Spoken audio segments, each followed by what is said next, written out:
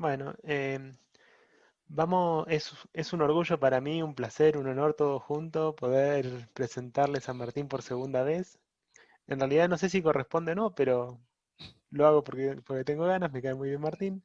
El doctor Martín Safe, igual va a ser medio resumido, es licenciado en matemáticas de la Universidad Nacional del Sur, es doctor en matemáticas, correcto, de la Universidad de Buenos Aires, De computación, de de computación. computación. Bueno, pero hace matemáticas. Es de la gente bien. Em, es investigador de CONICET, es profesor asociado, Titular, pero es lo mismo. titular, profesor titular.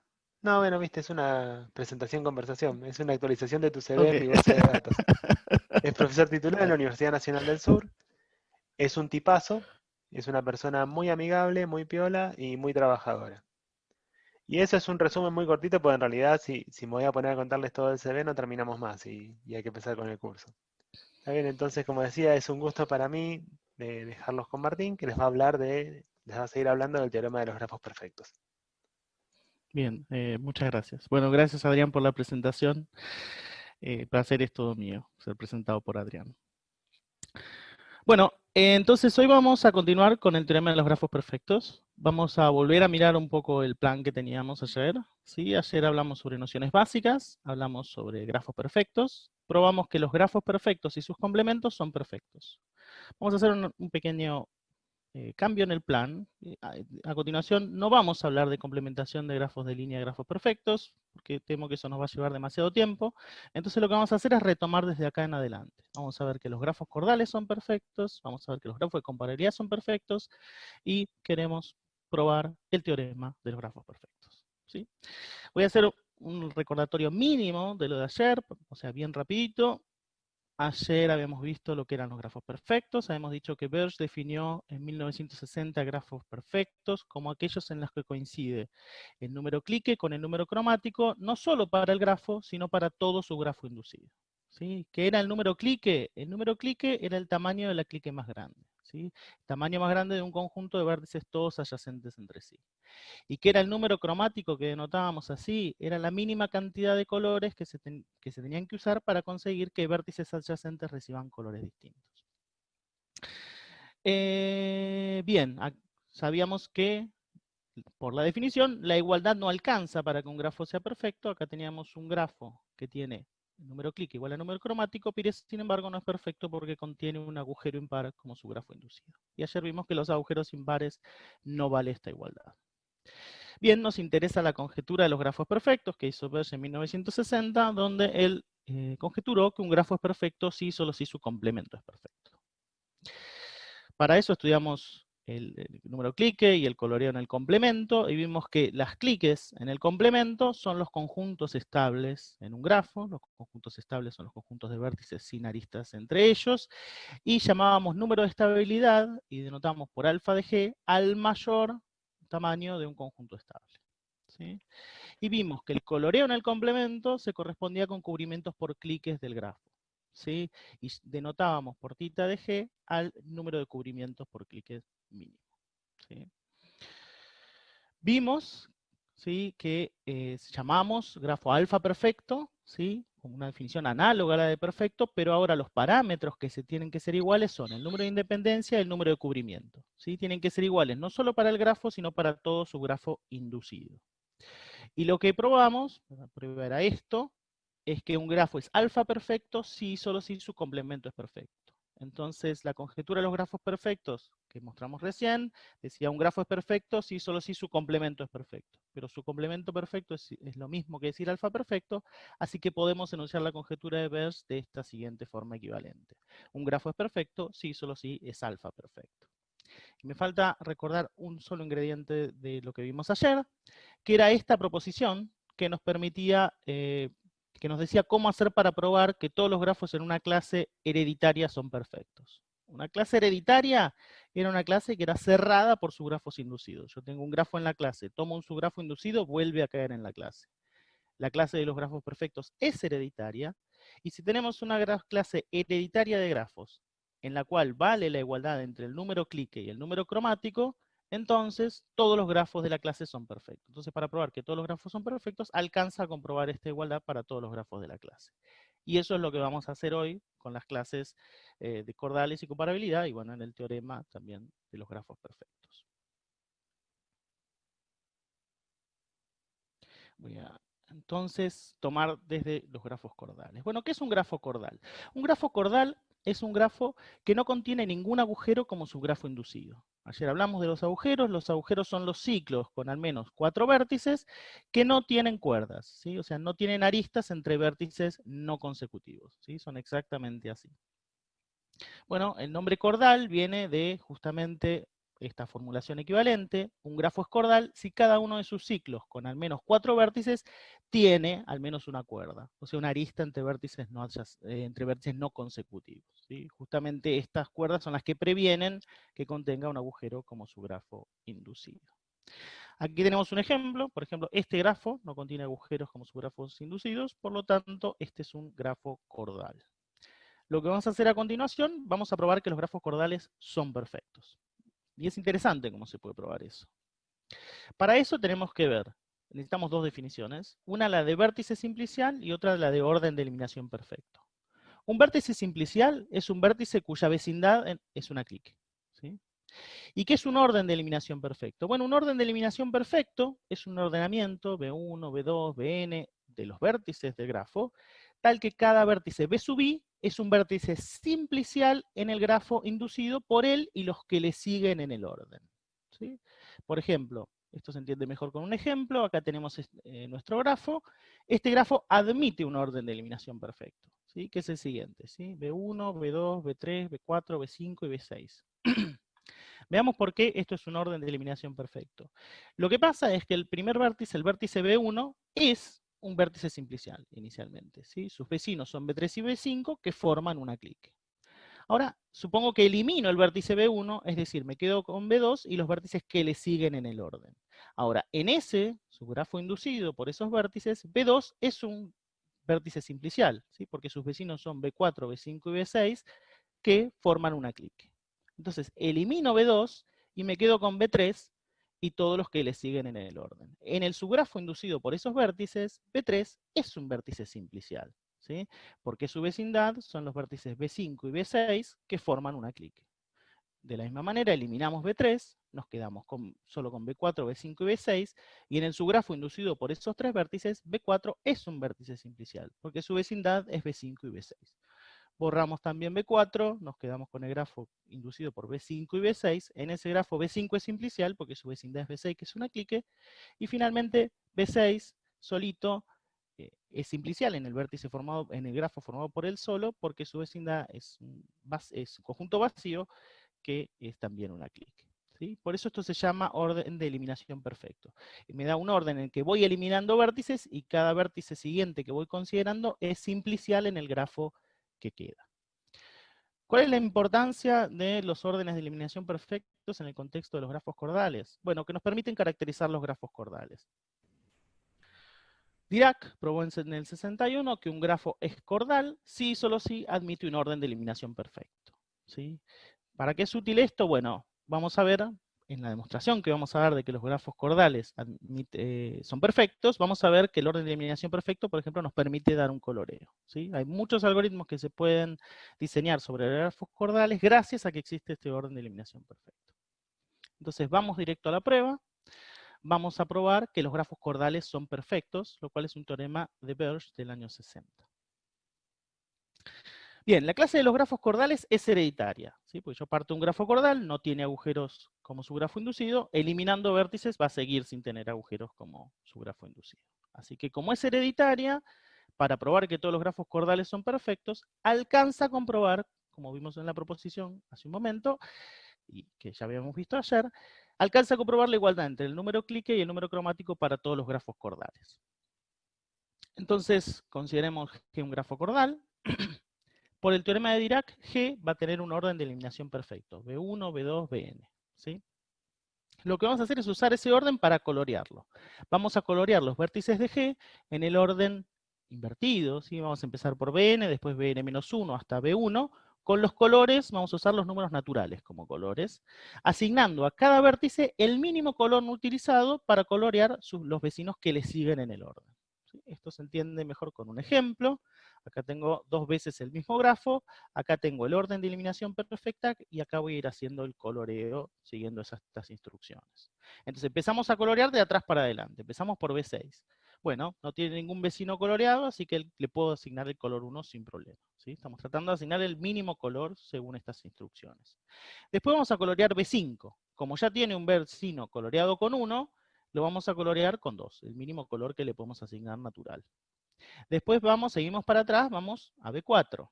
Sus vecinos tienen colores 1 y 2, así que le vamos a asignar el color 3. Seguimos para atrás en el orden, vamos al vértice B3. Como sus vecinos coloreados tienen colores 1 y 2, le vamos también a asignar el color 3. Y seguimos para atrás en el orden, vamos a B2. Como sus vecinos ya coloreados tienen colores 1, 2 y 3, le vamos a asignar el color 4. Y llegamos al inicio, al vértice B1, como sus vecinos coloreados son 2 y 3, le podemos asignar el 1, que no está usado, es el mínimo que podemos asignar. De esta manera obtuvimos, a partir del orden de eliminación perfecto, un coloreo. Y este coloreo es propio, ¿sí? Porque todo el tiempo cuando asignamos un color a un vértice nos aseguramos que tenga un color distinto a sus vecinos. Pero además de ser un coloreo propio, vamos a ver, déjenme ver esta situación. ¿Cómo es que este vértice recibió el color 4?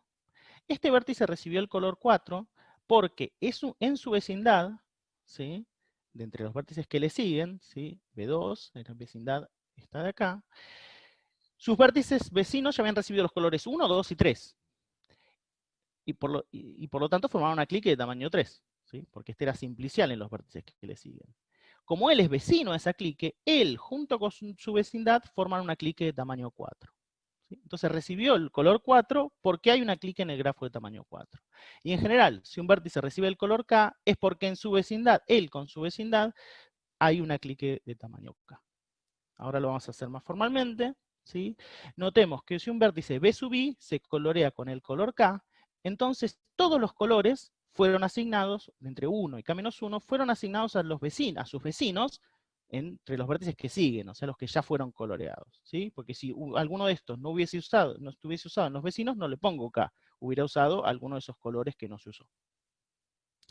Como B sub I, junto con esos K-1 vecinos, forman una clique de tamaño K, entonces el número clique del grafo es al menos SK. ¿Sí? Entonces estamos viendo, tomamos un vértice cualquiera que se le asigna el color K, vemos que K es menor o igual que el número clique.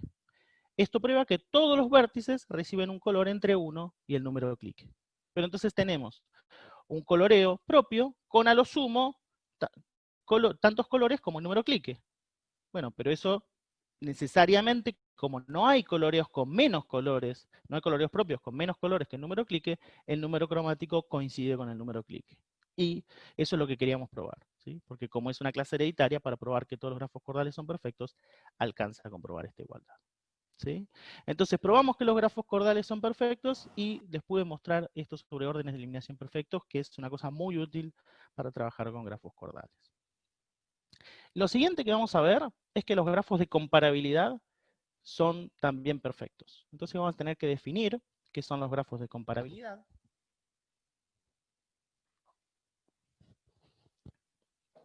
Para eso vamos a considerar lo que se llama una orientación transitiva de un grafo. ¿Qué es una orientación transitiva de un grafo?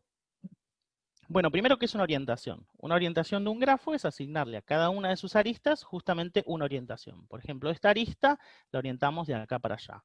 Esta arista la orientamos de acá para acá. Esta arista la orientamos de acá para acá, ¿sí? Esta es una orientación de este grafo. Bueno, ¿qué es una orientación transitiva? Bueno, justamente una orientación transitiva es una orientación que es, como su nombre lo indica, transitiva. ¿En qué sentido? Bueno, en el sentido de que si una arista se orienta de X a Y y hay una arista orientada de Y a Z, entonces tiene que haber una arista orientada de X a Z. Este es un ejemplo de una orientación transitiva, porque fíjense, acá tengo una arista orientada de una X a un Y, una arista orientada de un Y a un Z, y tengo una arista orientada del X al Z. Y acá también se cumple que si tengo una arista orientada de un X a un Y, de un Y a un Z, y tengo una arista orientada de un X a un Z. ¿Sí? Uno busca, esos son todos los pares que podrían fallar, pero no, todos ellos cumplen, con lo cual Con lo cual, esto es una orientación transitiva. ¿Y qué pasa con los grafos que tienen una orientación transitiva? Bueno, esos grafos se los llama grafos de comparabilidad. Un grafo de comparabilidad es un grafo que tiene una orientación transitiva. Bien, ¿qué son los arcos de una orientación transitiva? Bueno, los arcos XY de una orientación transitiva, es fácil ver que son los pares X menor que Y de algún orden estricto, ¿sí? O sea, una relación irreflexiva, antisimétrica y transitiva, ¿sí? Bueno, irreflexiva porque acá no hay bucles, antisimétrica porque cada arista se orientó en algún sentido, pero en uno solo, no en los dos, y transitiva porque justamente estamos con orientaciones transitivas. Entonces, si estos arcos corresponden a los pares de menor en un orden estricto, entonces los vértices se pueden disponer en el plano de manera que todas las flechas vayan para arriba, ¿sí? Reorganizando los vértices en el plano, puedo conseguir que todas las flechas vayan para arriba, ¿sí? Eso se llama un orden topológico.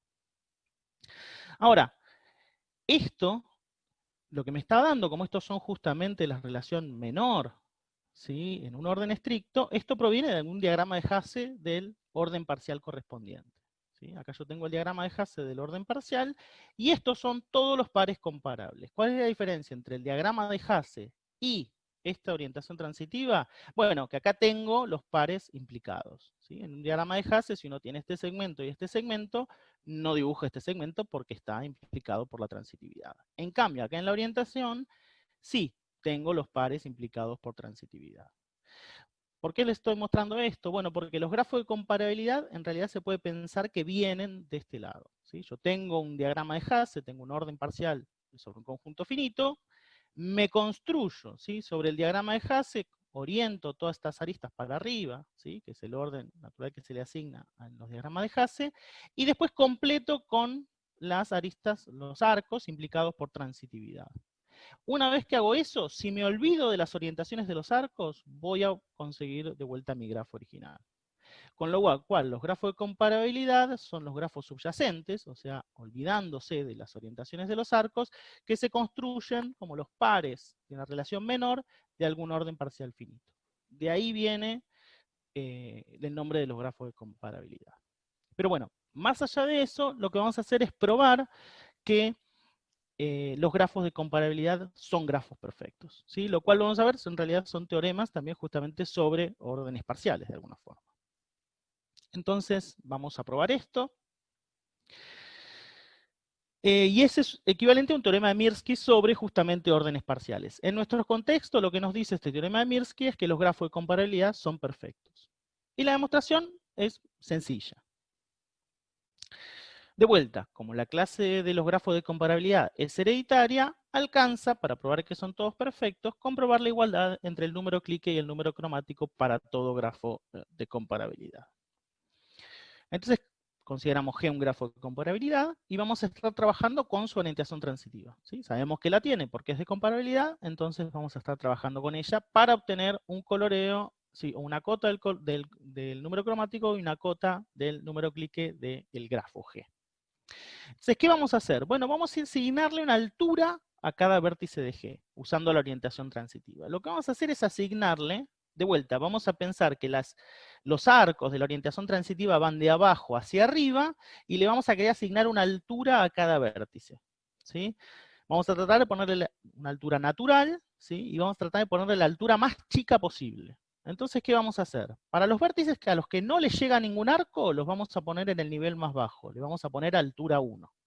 Y para todos los que les llega algún arco, ¿sí? Lo que vamos a hacer es maximizar la altura de los orígenes de los arcos que le llegan, más 1, de manera de ponerlo más arriba de todos los arcos que le llegan, ¿sí? En el ejemplo que veníamos trabajando, esta era la orientación. Bueno, entonces a estos vértices, como no les llega ningún arco, les ponemos altura 1, ¿sí? Que es la mínima altura que pueden tener. Como a estos vértices les llegan estos arcos, tienen que estar arriba de estos vértices de altura 1. Así que a estos vértices le ponemos altura 2. Y como estos vértices, ¿sí? Los arcos que les llegan tienen alturas 1 y 2, hacemos el máximo de eso, nos da 2, le sumamos 1, les ponemos altura 3, que es la mínima altura que pueden tener. Entonces a cada vértice le estamos asignando la mínima altura que puede tener, de manera que todos los arcos vayan siempre para arriba. ¿Qué tenemos entonces? Bueno, esta función lo que me asigna es un coloreo, ¿sí? Si yo pinto todos estos vértices con el color 1, todos estos vértices con el color 2, todos los vértices con el color 3, o sea, en general al vértice B lo pinto con el color que es su altura.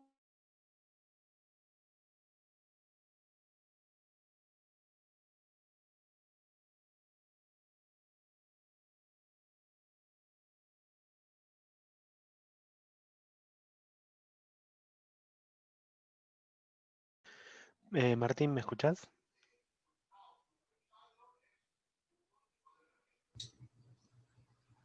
Sí, se acaba de colgar el video.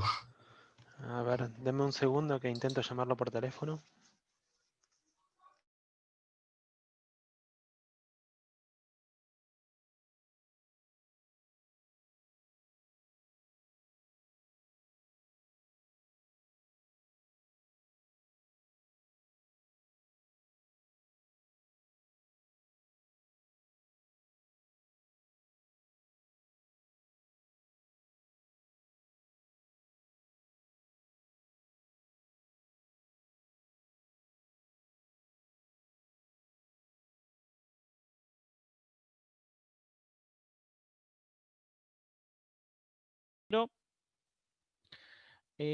Creo que llegué hasta acá, ¿sí? Les decía, le asigno a cada vértice la mínima altura posible, ¿sí? Y llegué a decir que esto daba lugar a un coloreo propio. ¿Eso llegó a ser escuchado? Sí. Bien. ¿Por qué es importante que es un coloreo propio? Bueno, porque entonces nos va a permitir hacer cotas sobre el número cromático. Entonces, por definición, como vimos, H es un coloreo propio. A cada vértice le asigno su altura, eso da un coloreo propio. ¿Y cuál es el máximo color que se usa? Bueno, la máxima altura, ¿sí? Entonces, como el máximo color que se usa es la máxima altura, seguro que el número cromático es a lo sumo esa máxima altura, ¿sí? Porque esos son la cantidad de colores que usé. Pero también lo puedo relacionar con el número clique, ¿sí? Para que se llegue a usar un color M es porque hay un camino dirigido que tiene M vértices, ¿sí? Un vértice que recibió altura 1, otro 2, 3, así hasta que uno que recibió altura M. Ahora, los vértices de ese camino forman una clique en el grafo G. ¿Por qué? Y por la transitividad. Si tengo el camino, la transitividad me asegura que tengo arcos, todos los arcos subiendo entre todos los pares de vértices de ese camino, que en el grafo forman una clique. Por lo tanto, el número clique del grafo es al menos m. ¿Sí? Y entonces, ¿qué tenemos? Bueno, tenemos que el número cromático es menor o igual que m, y el número clique es mayor, y el m es menor o igual que el número clique. Entonces tenemos que el número cromático es menor o igual que el número clique, pero sabemos que el número cromático no puede ser estrictamente menor que el número clique, es también al menos el número clique. Así que el número clique es igual al número cromático, ¿sí? Y como la clase es hereditaria, eso alcanza para probar que los grafos de comparabilidad son perfectos, ¿ok? Creo que no corté el teléfono, no sé. ¿Esto está funcionando? Creo que sí. Bien. Bueno, vamos... les dejo un ejercicio. Mostrar que los grafos bipartitos son de comparabilidad. ¿Sí? Eso para ver si extendieron la definición. Pueden quedarse pensando por qué los grafos bipartitos son grafos de comparabilidad. Bueno, vamos directo a nuestro principal objetivo, que es ver la demostración del teorema de los grafos perfectos. Alrededor de 1958, Claude Berge se interesó en el estudio de ciertos parámetros de un grafo, ¿sí? Como son el número clique, el número cromático, el número de estabilidad y el número de cubrimiento por cliques, ¿sí? Que son los 4 parámetros que recordé al inicio de la clase. Su motivación original era el estudio de una noción que se llama capacidad de Shannon, ¿sí? Que se denota con una tita pero mayúscula, ¿sí? Que había sido propuesta poco antes por el propio Shannon como una medida de la capacidad de transmisión de un canal con ruido. ¿Sí? No tengo mucho tiempo para explicar los detalles, pero de ahí viene. Lo que sí les puedo contar es que es un parámetro que recibió mucha atención en teoría de la información, pero que es muy difícil de calcular, incluso para grafos sencillos, muy sencillos y muy chiquitos. Por ejemplo, no se conoce el valor de la capacidad de Shannon para el agujero de 7 vértices. ¿Sí? Sí, hay cotas, pero no se logra conseguir el valor exacto. Al menos hasta donde yo sé, no se conoce. Sin embargo, sí se sabe que esta capacidad de Shannon está entre el número de estabilidad y el número de cubrimiento por cliques. Entonces, para los grafos alfa perfectos, donde vale la igualdad entre los dos extremos, esto, el alfa y el tita, tiene que coincidir la capacidad de Shannon con alfa. Y entonces, para esos grafos es más fácil, digamos, no totalmente trivial, pero más fácil calcular el número de capacidad de Shannon. Así que eso los hacía interesantes, y esto fue lo que llevó a Berge a estudiar los grafos alfa perfectos y sus complementos, que son, como vimos, los grafos perfectos. Entonces, durante una conferencia en 1960, Claude Berge planteó dos conjeturas, ¿sí? Una, la que ya mencionamos ayer, la conjetura de los grafos perfectos. Un grafo es perfecto si solo si su complemento es perfecto. O lo que es lo mismo, un grafo es perfecto si solo si es alfa perfecto. Y la conjetura fuerte de los grafos perfectos. Que un grafo es perfecto si solo si no contiene un agujero impar ni el complemento de un agujero impar como su grafo inducido, ¿sí? O sea, no contiene ni un agujero impar ni los complementos de los agujeros impares. Bien, esta segunda conjetura implica la primera porque los subgrafos prohibidos son autocomplementarios. Si uno complementa los prohibidos, obtiene de vuelta los mismos conjuntos. Pero bueno, esta conjetura más débil fue la primera que se probó, ¿sí? Fue probada en 1971 por Lovász, que tenía en ese momento solo unos 23 años, y la otra demoró, ¿sí?, 40 años, desde 1960 que se formuló hasta el año 2002 en que Chudnovsky, Robertson, Seymour y Thomas anunciaron que la conjetura fuerte había sido probada. ¿Sí? Esta es una demostración que se puede ver en un rato, la demostración de esta conjetura, mientras que esta otra es un paper de 100 y pico de páginas. ¿Sí? Así que no vamos a intentar hacer eso, vamos a intentar ver cómo es la demostración de esta conjetura. La historia es un poco particular, porque, bueno, como Lovász mismo dice, ¿sí?, él dice, cabe señalar que la prueba de lo que ahora se llama la conjetura de los grafos perfectos, que ahora se llama teorema de los grafos perfectos, la prueba, la demostración, consta de dos pasos, y el segundo, más difícil, había sido hecho primero por Fulkerson. Fulkerson, de hecho, había reducido la validez de la conjetura de los grafos perfectos a la del lema de replicación, ¿sí?, que vamos a presentar en un instante, pero se convenció de que era falso ese lema, que eso no valía. Él dijo, esto pone en duda la validez de la conjetura de los grafos perfectos en el año 71. Bueno, acá cuenta Berge, ¿sí?, esto es un poco posterior, cuenta qué pasó. Él dice, Ray Fulkerson demostró que la conjetura era equivalente a otra afirmación que le pareció demasiado fuerte para ser cierta. Se está refiriendo a este lema de replicación. Cuando le envió una postal desde Waterloo para informarle que la validez de la conjetura acababa de ser demostrada por Lovász, ¿sí?, en esa época le tenía que mandar una postal para contarle, no le podía mandar un mail, fue capaz de completar la parte que faltaba en solo unas pocas horas. ¿Sí? El propio Fulkerson, donde le dicen que en realidad lo que él creía que era falso era verdadero, se sienta y lo prueba. Más tarde, Ray, por Fulkerson, me invitó a publicar toda la historia en un volumen que estaba editando. Y ahí, en ese raconto, lo que dice Fulkerson es, finalmente comencé a sentir que la conjetura era probablemente falsa y por lo tanto dediqué meses infructuosos en construir un contraejemplo. ¿Sí? Esa es un poco la historia que hay detrás de este teorema. Bueno, vamos a ir hacia la prueba. Entonces, vamos a necesitar dos nociones. Una es la de duplicar un vértice y otra es la de multiplicación de vértices. Duplicar un vértice B en un grafo G resulta en un grafo que vamos a escribir así, G circulito B, que se obtiene al agregar un nuevo vértice B' que tiene los mismos vecinos que el vértice B que estamos duplicando. ¿Sí? Acá tenemos un grafo G con un vértice B. La duplicación es simplemente agregar otro vértice B' que tiene los mismos vecinos que B.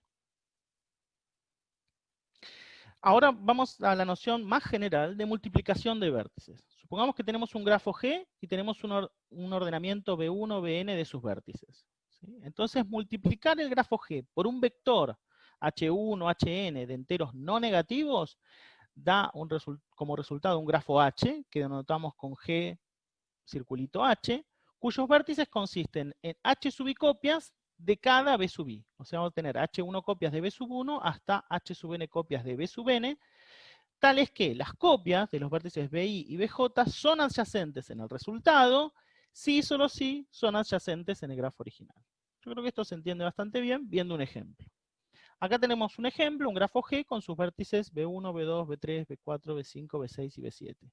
Y lo multiplicamos por este vector de enteros no negativos. Entonces, como al principio tenemos un 3, al vértice B1 lo multiplicamos por 3. Ponemos 3 copias de él. Como después vienen 1 y 1, de los vértices B2 y B3 dejamos una sola copia. Como después vienen 2 y 2, de los vértices B4 y B5 ponemos 2 copias de cada uno.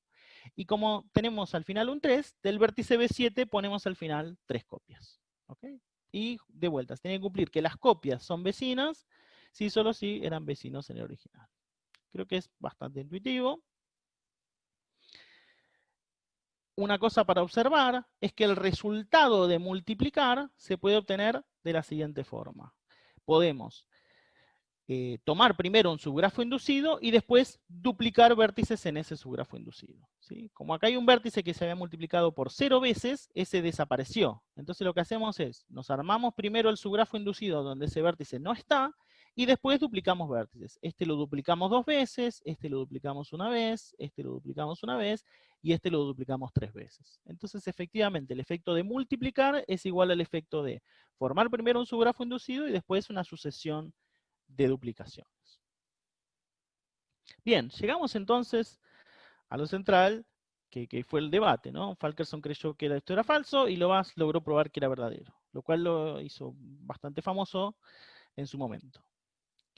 ¿Y qué dice ese lema de replicación? Dice que si H se obtiene de G por multiplicación de vértices, entonces valen las siguientes dos afirmaciones. Si G es perfecto, entonces el grafo que se obtiene por multiplicación de vértices sigue siendo perfecto.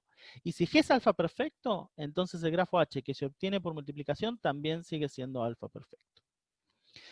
Bueno, la demostración es por inducción en N, ¿sí? Lo vamos a demostrar por inducción en el número de vértices de G. El teorema es trivialmente verdadero si el grafo G tiene un solo vértice, porque en ese caso la multiplicación simplemente nos deja un grafo sin aristas, que es tanto perfecto como alfa perfecto. Así que consideramos que n es mayor que 1, y vamos a suponer, por inducción, que el lema vale para todos los grafos con menos de n vértices. Entonces, sea G un grafo perfecto con n vértices, y sea H el resultado de multiplicar G por algún vector de enteros no negativos. Si alguno de los HI fuera 0, entonces, como vimos, H se obtiene aplicando una secuencia de duplicaciones, como vimos en la observación de la transparencia anterior. H se obtiene por una secuencia de duplicaciones de algún grafo inducido G' que tiene menos vértices que G, ¿sí? Simplemente ese grafo inducido, sacamos ese vértice que tiene H igual a 0 y duplicamos los demás.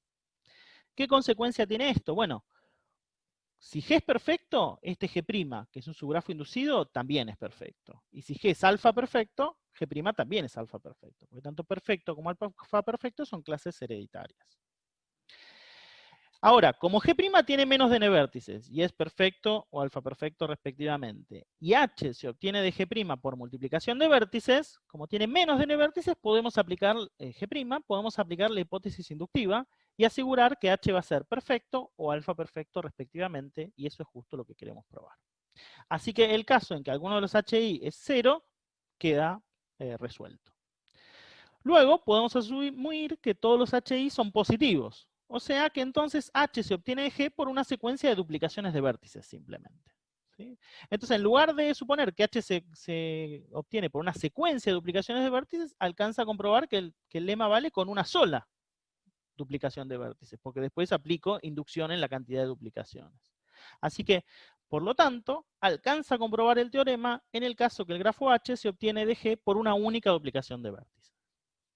Entonces, sea H el grafo que se obtiene de G duplicando B. Para algún vértice B del grafo, y vamos a llamar B' a la copia de ese vértice B. Supongamos primero que el grafo es perfecto. Vamos a probar la primera afirmación del lema.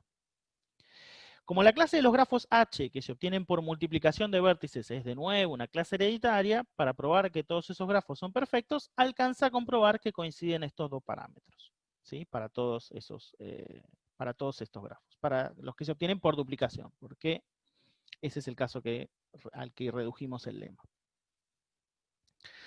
Ahora, como G es perfecto, G admite un coloreo propio con número clique colores, ¿sí? Ahora, si coloreamos el vértice B' con el mismo color que B, vamos a obtener un coloreo propio de G con B duplicado. ¿Por qué? Y porque B' tiene los mismos vecinos que B. Entonces le puedo poner el mismo color. Entonces, como a G con un vértice duplicado le pudimos dar un coloreo propio con omega de G colores, entonces su número cromático es a lo sumo el número clique de G. Pero ahora, el número clique de G es menor o igual que el número clique de G con B duplicado, ¿sí? Porque si agrego vértices, el número clique a lo sumo sube. no puede bajar. Y el número clique es siempre menor o igual que el número cromático. Ahora tenemos esto igual a este otro extremo, entonces todo esto vale con igualdad. En particular vale esta igualdad de acá, y dijimos que con esto nos alcanzaba, ¿sí? Así que al probar esta igualdad, como la clase de los grafos que se obtienen por multiplicación es hereditaria, habremos probado que todos estos grafos son perfectos. ¿Okay? Eso prueba la primera afirmación, que es la más simple del lema. Nos queda probar la segunda afirmación, que decía que si el G era alfa perfecto, entonces H también es alfa perfecto. Con esto probamos que si G es perfecto, entonces H es perfecto. Entonces supongamos que G es alfa perfecto. De nuevo, como la clase de los grafos que se obtienen por multiplicación es hereditaria, va a alcanzar a comprobar que vale simplemente la igualdad para todos los grafos que se obtienen por duplicación de vértices. Entonces, si acá un cubrimiento por cliques del grafo G, ¿sí? que es óptimo, ¿sí? O sea que la cantidad de cliques es la menor posible, y como G es alfa perfecto, va a coincidir con el número de estabilidad del grafo G. Entonces consideramos dos casos posibles. Uno es que el vértice pertenece a algún conjunto estable máximo de G, ¿sí? En ese caso, si unimos a ese conjunto estable máximo, le unimos el vértice B', se va a obtener un conjunto estable de vuelta de G con B duplicado. ¿Por qué? Y porque como B está en S, y no es vecino a ninguno de ellos, porque ese es un conjunto estable. Y como B' tiene los mismos vecinos que B, él también va a ser no vecino a ningún vecino de a ningún vértice que está en S. ¿Sí? En particular no es vecino a B tampoco. Con lo cual, este es efectivamente un conjunto estable de G con el vértice B duplicado. Luego, el número de independencia va a ser al menos el tamaño de este conjunto. Y el tamaño de este conjunto es, como ese es un conjunto estable máximo, va a ser el número de estabilidad de G más 1 por el vértice B' que agregamos. Además, nos construimos un cubrimiento por cliques de G con B duplicado. ¿Cómo hacemos? Bueno, acá era un cubrimiento por cliques de G, o sea que son cliques de G que cubren todos los vértices que están en G. Pero queremos un cubrimiento por cliques de G con B duplicado. Entonces lo que hacemos es agregamos una clique formada por un solo elemento, que es el vértice B' que nos falta cubrir. Entonces, esto ahora es un conjunto, es una familia de cliques que cubre todos los vértices de G con B duplicado.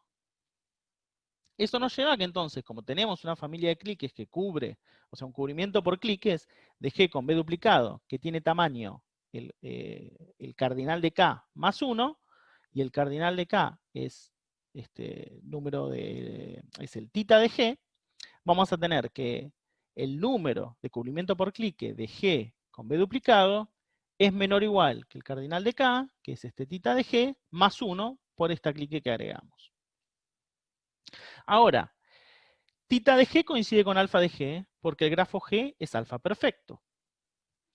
Y ya vimos que alfa de G más 1 era menor o igual que alfa de G con B duplicado. Entonces tenemos esto de acá. Ahora fíjense, nos quedó el número de cubrimiento por clique menor o igual que el número de estabilidad. Pero sabemos que en realidad el número de estabilidad es menor también que el número de cubrimiento por clique. Así que lo que tiene que valer es la igualdad. ¿Sí? Así que necesariamente vale la igualdad entre el número de estabilidad y el número de cubrimiento por clique para G con el vértice B duplicado, como queríamos probar. Así que el caso 1 ya está resuelto. Teníamos todo lo que queríamos y vale la afirmación. Nos queda solo tratar el caso 2. ¿Sí? Cuando B no pertenece a ningún conjunto estable máximo. ¿Qué pasa cuando B no pertenece a ningún conjunto estable máximo? Como el B no pertenece a ningún conjunto estable máximo, cuando yo duplico el vértice B, ese vértice B' que se agrega a la copia, no agranda el tamaño, no incrementa el número de estabilidad. ¿Por qué? Porque si agregar un vértice incrementa el número de estabilidad, es porque ese vértice se une a un conjunto estable máximo. ¿Sí? Pero bueno, eso no pasa porque como B no está en ningún conjunto estable máximo y B' tiene los mismos vecinos que B, eso no pasa, así que el número de estabilidad cuando duplico B se mantiene igual. Ahora consideramos, ¿se acuerdan? Este K era un cubrimiento por cliques de G. Consideramos la clique, tiene que haber una clique que cubra el vértice B, que estamos duplicando. Entonces la vamos a denotar K sub B a esa clique que cubre el vértice B. Si K sub B fuese disjunta de algún conjunto estable máximo S, entonces debería haber al menos otras cliques, tantas como el cardinal de S, que es el número de estabilidad de G, para cubrir esos vértices, ¿sí? Si por un lado tenemos K de B y por otro lado tenemos un conjunto estable máximo, bueno, los vértices del conjunto estable máximo también tienen que estar cubiertas por alguna de las cliques del cubrimiento. ¿Y cuántas se necesitan? Bueno, se necesitan al menos cardinal de S, porque cada clique puede cubrir a lo sumo un vértice de un conjunto estable, ¿sí? Porque justamente la intersección entre un conjunto estable y una clique no puede tener más de un vértice. Pero eso haría que este cubrimiento tenga todas estas cliques, cardinal de S cliques, más una, ¿sí? O sea, número de independencia, número de estabilidad de G más 1. Pero, por cómo elegimos el cubrimiento, era un cubrimiento óptimo, o sea que su cardinal era el número de cubrimiento de cliques de G, que, como G es alfa perfecto, coincidía con el número de estabilidad de G, ¿sí? No tiene alfa de G más 1 cliques, sino que hay solo alfa de G. Así que no puede pasar eso, ¿sí? KdB no puede ser disjunto de ningún conjunto estable máximo. Entonces, ¿qué tiene que pasar? Lo contrario. KdB necesariamente interseca cada conjunto estable máximo de G. Y la intersección, como es la intersección entre una clique y un conjunto estable, tiene entonces exactamente un vértice. No puede tener más de un vértice porque nunca una clique y un conjunto estable se pueden intersecar en más de un vértice. Entonces, fíjense, B estamos suponiendo que no pertenece a ningún conjunto estable máximo. Y sabemos que K de B interseca cada conjunto estable máximo. Bueno, entonces si a K de B le sacamos B, entonces lo que se obtiene, que vamos a llamar K sub B', sigue intersecando a cada conjunto estable máximo, ¿sí? El vértice B no podía ser el que hacía que eso pasara. Luego, ¿qué pasa? Como K de B' interseca cada conjunto estable máximo, cuando yo al grafo G le saco todos esos vértices, me comí un vértice de cada uno de los conjuntos estables máximos. Por lo cual, el número de estabilidad cae en 1. ¿Sí? Entonces, el número de estabilidad del grafo G sin los vértices en KB' cayó en una unidad. Ahora, como G es alfa perfecto, y este grafo G es inducido de G, porque se obtiene borrando vértices, también va a ser alfa perfecto. Luego, ¿qué va a pasar? Bueno, van a coincidir los parámetros tita y alfa, por ser alfa perfecto. Ahora, como vimos, el número de estabilidad de este grafo es el número de estabilidad de G menos 1. Lo habíamos visto acá. Pero entonces, ¿qué pasa? Lo que vamos a hacer es agregar esta clique. ¿Sí? Esto es una clique. ¿Por qué esto es una clique de G con B duplicado? Porque K de B era una clique. ¿Sí? K' de B se obtiene borrando el vértice B, pero ahora lo que estoy haciendo es agregarle el vértice B'. Como B y B' tienen las mismas vecindades, cuando saqué B al agregar B', a partir de una clique vuelvo a obtener una clique. Ahora, agrego esta clique a algún cubrimiento por cliques de G menos KB. ¿Sí? Tomo uno óptimo, uno que tenga este tamaño. Entonces voy a tener un cubrimiento por cliques de G con B duplicado que va a tener esta cantidad de cliques más 1, que es esta de acá. Es decir, tenemos que el número de cubrimiento por cliques de G es a lo sumo el tamaño del cubrimiento por cliques de G menos KB' más una clique más. ¿Sí? Ahora, esto de acá, sabemos que este tita de G menos KB' no es otra cosa que alfa de G menos 1. Así que tengo alfa de G menos 1 más 1. Y alfa de G menos 1 más 1 es, obviamente, alfa de G, pero alfa de G, lo discutimos al principio del caso 2, alfa de G no es otra cosa que también el número de estabilidad de G con B duplicado. Así que lo que tenemos es la igualdad acá. Fíjense que tenemos número de cubrimiento por clique menor o igual que número de estabilidad. Sabemos que también vale al revés. Siempre el número de estabilidad es a su vez menor o igual que el número de cubrimiento por clique. Por lo cual vale la igualdad que queremos. Vale para G con B duplicado la igualdad entre el número de estabilidad y el número de cubrimiento por cliques. Y habíamos dicho que eso alcanzaba para terminar de probar el lema. Con lo cual, el lema de replicación es cierto. ¿Ok? Entonces, lo que vamos a ver es que al haber probado que el lema de replicación es cierto, podemos probar el teorema de los grafos perfectos. Para eso necesitamos una última noción más, que es la de grafo minimalmente imperfecto. Es una cosa bastante intuitiva. un grafo es minimalmente imperfecto si no es perfecto, pero si le borro cualquier vértice se vuelve perfecto. ¿Sí? De alguna manera es lo más chico que no es perfecto, es lo minimal justamente que no es perfecto, por subgrafos inducidos, por borrado de vértices. Claramente si un grafo es minimalmente imperfecto, entonces no puede valer la igualdad entre el número clique y el número cromático. ¿Por qué? Bueno, porque la culpa de que no sea perfecto no se le puede endilgar a sus subgrafos inducidos. Porque si yo borro vértices, se cumple la igualdad, porque son perfectos. Así que, pero como no es perfecto, en algún lado no se tiene que cumplir la igualdad. Bueno, entonces no se cumple en el propio grafo. Entonces tenemos el siguiente lema, que dice que en todo grafo minimalmente imperfecto, ningún conjunto estable interseca todas las cliques máximas. ¿Sí? ¿Por qué eso es verdad? Bueno, supongamos por el absurdo que G es minimalmente imperfecto y que algún conjunto estable S de G intersecara todas las cliques máximas de G. ¿Sí? Entonces, ¿qué pasa? Como G menos S, luego G menos S es perfecto.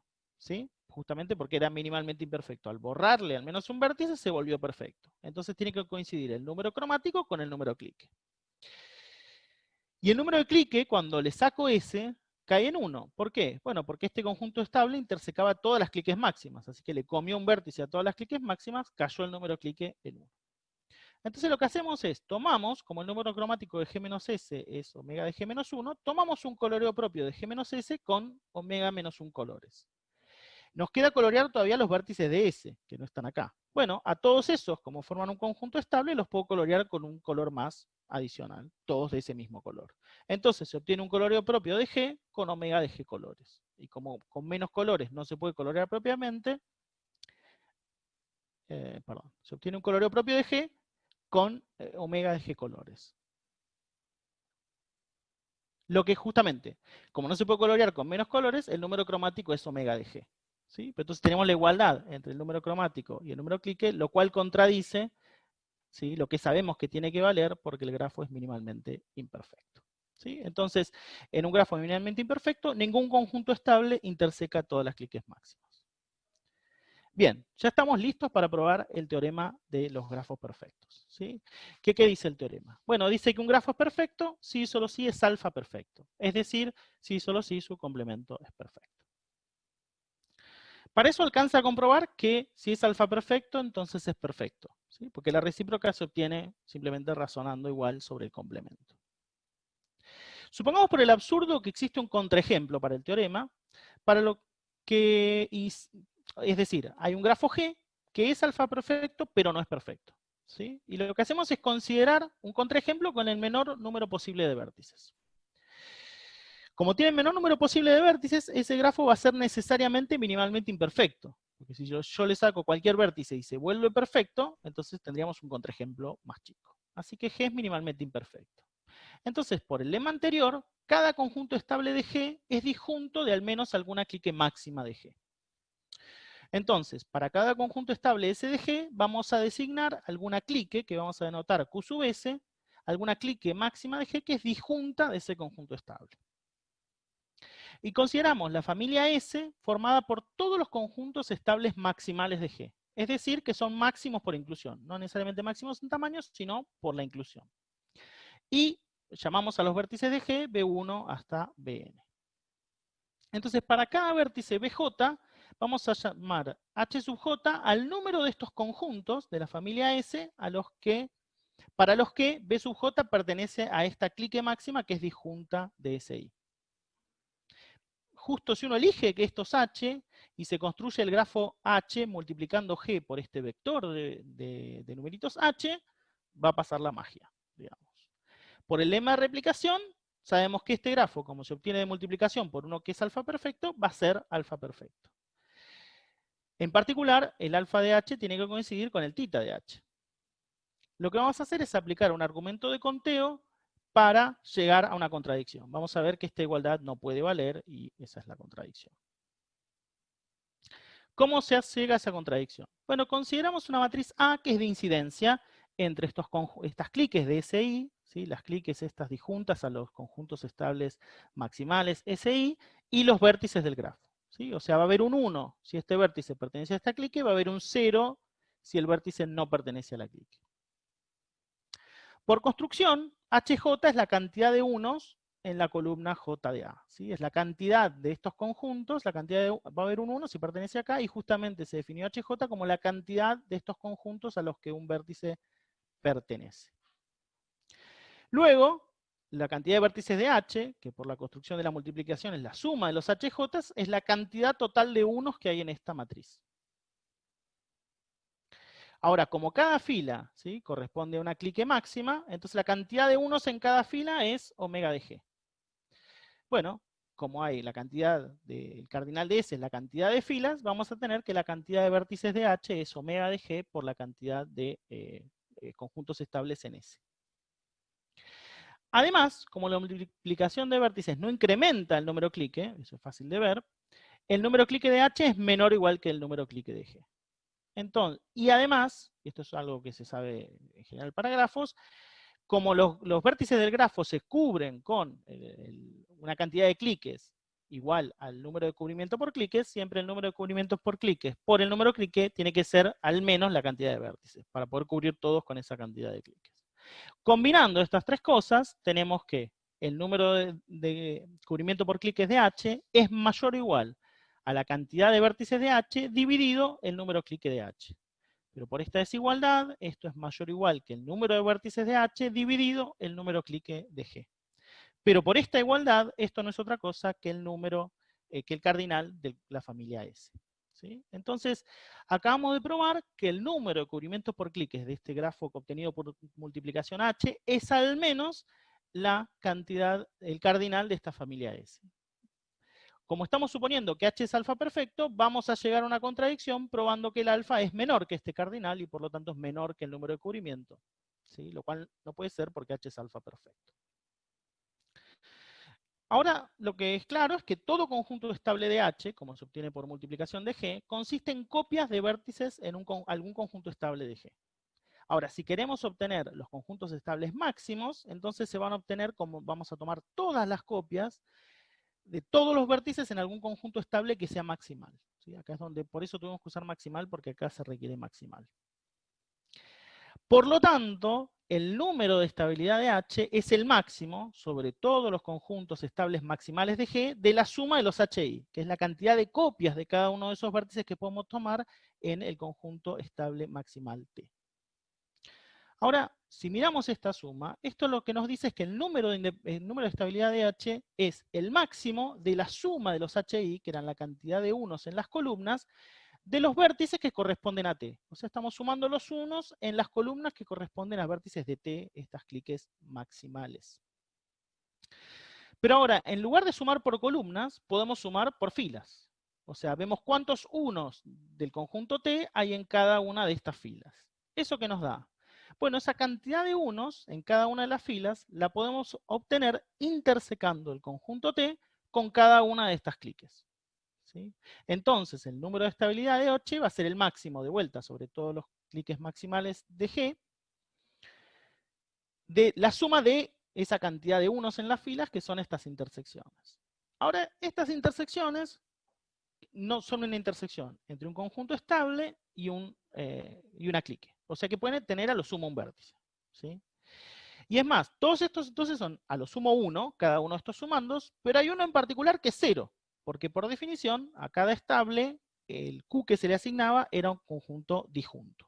Así que esto tiene a lo sumo cardinal de, es una suma con cardinal de S sumandos, todos los cuales son a lo sumo 1 y hay al menos uno que es 0. Así que esta suma es siempre menor que el cardinal de S. Y estamos tomando el máximo sobre todos números que son menores que el cardinal de S, así que el número de estabilidad de H es menor del cardinal de S. ¿Sí? Y habíamos dicho que eso nos lleva a que el número de estabilidad de H es menor que el tita de H, y eso es una contradicción, porque la hipótesis era que G era alfa perfecto, y como H se obtiene por multiplicación de G, H también es alfa perfecto. ¿Sí? Y con eso concluimos la demostración del teorema de los grafos perfectos. ¿Sí? Es una genialidad de Loaz. Y entonces, para resumir, lo que hicimos, vimos que las siguientes clases de grafos son perfectos. los grafos bipartitos y sus complementos, lo vimos ayer, esto lo salteamos, pero voy a dejar las transparencias, es parecido a la tónica de las demostraciones que vimos ayer, para probar que los complementos de los grafos línea y grafos bipartitos también son perfectos. Hoy vimos que los grafos cordales son perfectos y que los grafos de comparabilidad son perfectos. Entonces, si aplicamos el teorema de los grafos perfectos, que nos dice que si un grafo es perfecto, el complemento también es perfecto, obtenemos, a partir de acá, como los complementos de grafo de línea de grafo bipartito son perfectos, entonces también sus complementos, que son los grafos de línea de grafos perfectos, también son perfectos, ¿sí? A partir de este teorema de Koenig, obtenemos otro teorema de Koenig. Como los grafos cordales son perfectos, sus complementos también son perfectos, y como los grafos de comparabilidad son perfectos, los complementos de los grafos de comparabilidad también son perfectos. Y les dejo como ejercicio probar que esta afirmación que probamos, que los complementos de grafo de comparabilidad son perfectos, es equivalente al teorema de Dilworth. ¿Sí? Que han estudiado, los que han estudiado órdenes parciales, han visto el siguiente teorema de Dilworth, que es que en todo conjunto parcialmente ordenado finito, el tamaño máximo de una anticadena es igual al mínimo número de cadenas en una descomposición en cadena. ¿Sí? Si les suena este teorema, bueno, este teorema es equivalente a que los complementos de los grafos de comparabilidad son perfectos, por eso acá puse cita Dilworth 1950. Bueno, les agradezco mucho por la atención y acá les dejo una lista de bibliografía, ¿sí? Si alguien quiere empezar a leer sobre esto, bueno, este es un libro muy bueno en general sobre teoría de grafos, que cubre grafos perfectos. Este es un libro enteramente dedicado a grafos perfectos. Y este libro de acá es un libro sobre clases de grafos, ¿sí? Además de las pocas clases de grafos que vimos acá, hay todo un mundo de clases de grafos, y esto sería una buena introducción a ese mundo.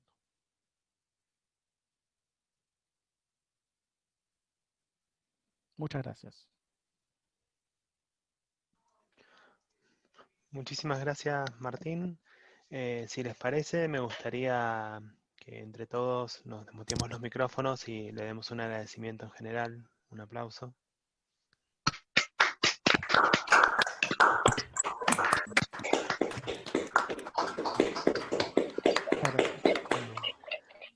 ¿Quedó alguna pregunta para Martín?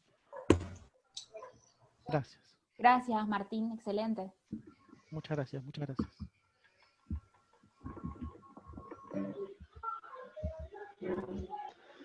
Bueno, ¿hay alguna pregunta para Martín o algún comentario? Martín, soy yo, Daniel, sí. No sé si te acordás de mí. Daniel Severín, ¿habla? Sí. No te estoy Sí, viendo. sí. Te cambio la cámara si te veo. Estás mostrándome. No, quería preguntarte si en un momento dijiste que los grafos línea de grafos bipartito son perfectos. ¿Sí? Sí. Y la pregunta, los grafos línea, los grafos bipartitos son los que no tienen clo, diamante y agujeros impares. Si la idea de esa, de que justamente como a ver, vuelvo a decirlo de vuelta por ahí, que los grafos línea de grafos bipartitos es equivalente a decir que son grafos libres de clo, diamantes y agujeros impares. No, me preguntaba si el hecho de que justamente como son libres de agujeros impares tenga algo que ver. Sí, bueno, necesitas que sean libres de agujeros impares, y de hecho de agujeros impares también para que sean perfectos, ¿no? Pero claro. Eso de a pie, si quieren, les cuento por qué, eso es algo que salteé, por qué vale que los complementos de los grafos líneas de los grafos bipartitos, ¿sí? son perfectos. Dejé las transparencias. En realidad lo que se usa es este otro teorema de Koenig, ¿sí? Si usa un teorema de Koenig, lo que pasa es lo siguiente, digamos.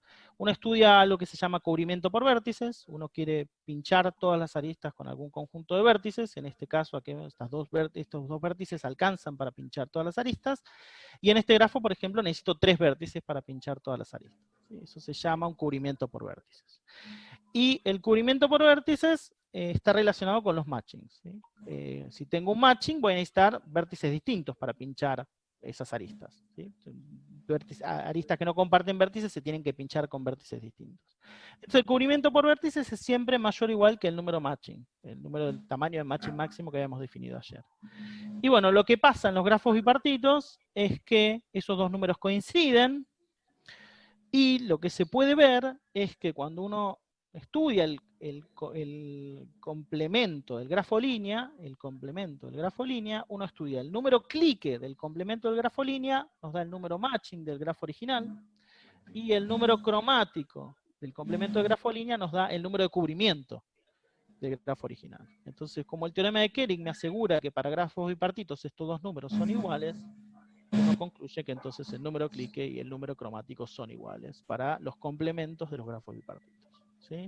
Está bien. Uno concluye este teorema acá. Los complementos de los grafos grafos de línea de grafos bipartitos son perfectos. ¿Sí? Esto puede parecer una cosa muy especial y sin demasiado interés, pero en realidad es una de las clases básicas para construir los grafos perfectos. ¿Sí?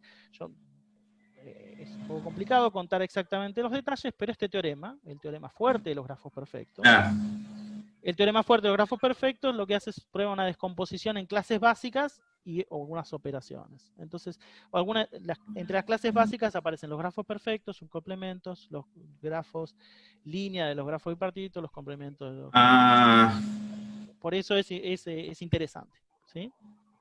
Pero bueno, sí, sobre esto hay muchas aristas. De hecho, los grafos perfectos, como vos bien sabés, tienen que ver con optimización, y bueno, toda esa parte es muy imposible conseguirla, pero si ven estos libros van a encontrar algo de eso, sobre justamente los grafos perfectos se puede optimizar el número de independencia, el número de estabilidad, el número de cubrimiento por clique, se puede colorear en tiempo polinomial, usando técnicas de optimización. Entonces, bueno, hay todo un montón de razones por las cuales los grafos perfectos merecen el nombre de grafos perfectos. Bueno, muchas gracias, Daniel, por la pregunta. Que me dio Está bien, bueno. ¿Alguna otra pregunta?